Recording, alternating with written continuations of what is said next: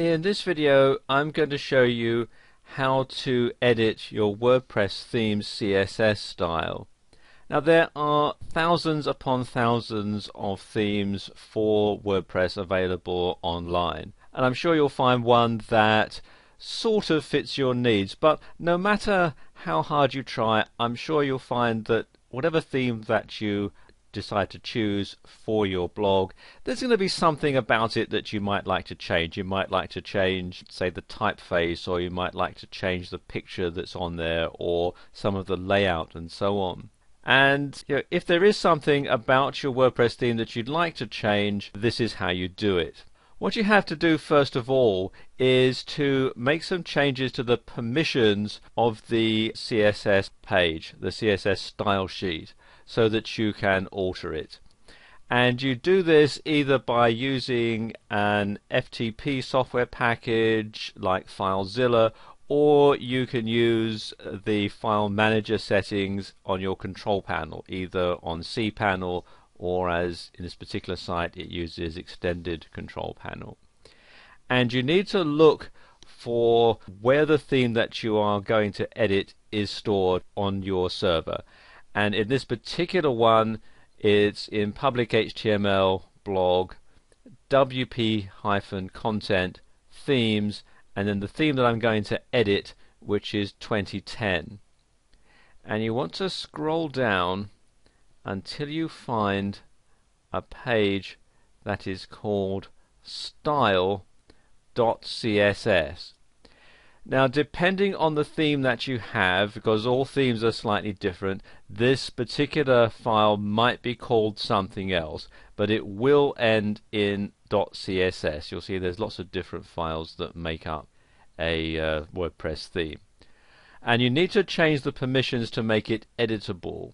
So what you have to do on this particular file manager that I'm using is you right-click and then come down to where it says chmod. If you're using a different type of FTP software, then you should refer to the instructions for how you change the permissions. And you want to change the permissions to 777. And this means that it can be read, executed, and written by everybody.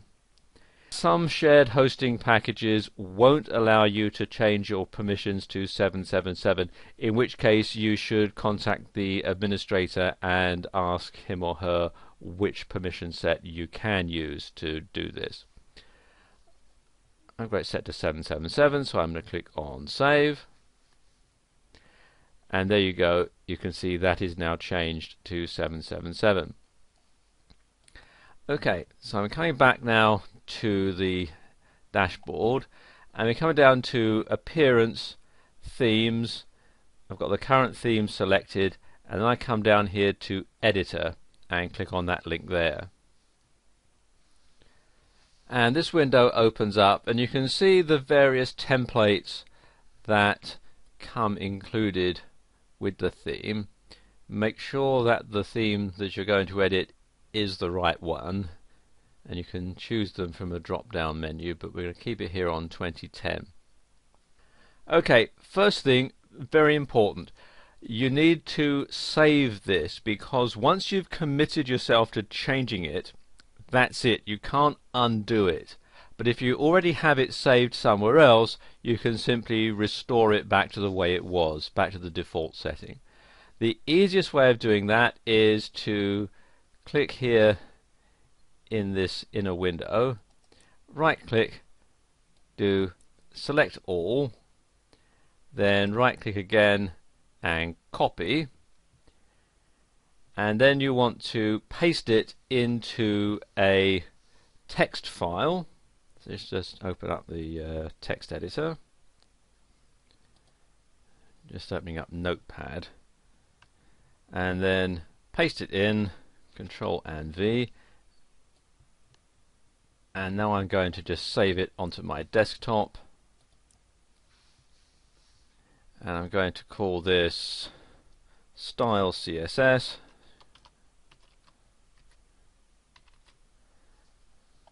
and then just save that. Okay, that's saved now, and I can close that down. Alright, this is the CSS style sheet. If you're familiar with CSS, it should be quite easy to follow. If you're not, it can look a bit daunting, but it really is actually quite straightforward. At the top here, you'll have some information about the style sheet. You don't really need to worry about that. None of this is going to need to be changed, and in fact, sometimes with the license, like for example if it's under a GNU public license, then you must leave this as it is. This is all part of the terms and conditions. And if I scroll down here a bit, you can see all the different things that there are. You see it tells you that the layout is 2 columns, and it gives you the code for the columns. You've got the sidebars or not, and again it gives you the whole things here, like the width of the sidebar. Here you've got 900 pixels, and let me go a bit further down. It has things like the font sizes and weights, etc. There's a whole lot of different stuff that you can find here. And then it just basically gives you everything that you need to know to completely customize it. For example, you change the background colors. This is the hexadecimal code for the various colors that you have. The margins, for example, here you've got 20 pixels for the margins left and right, and padding, and so on. And if you want to make any changes, all you have to do is just simply type them in. Like, let's say I want to make the left margin 10 pixels, and we'll make the right margin 30 pixels to compensate. I can simply do it just like that, and then when I've finished making all my changes, I can come down here and click on Update File. And there you go, it says the file has been edited successfully.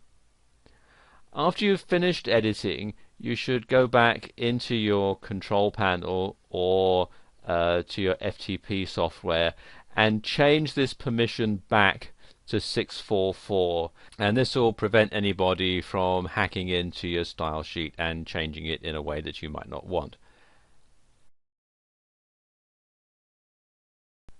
CSS is quite an involved subject, so if you'd like to learn more about it, there are lots of resources available online.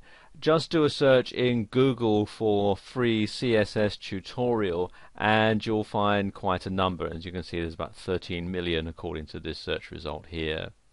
There are some that you have to pay for, but there are, as you can see here, quite a lot that you can get for free.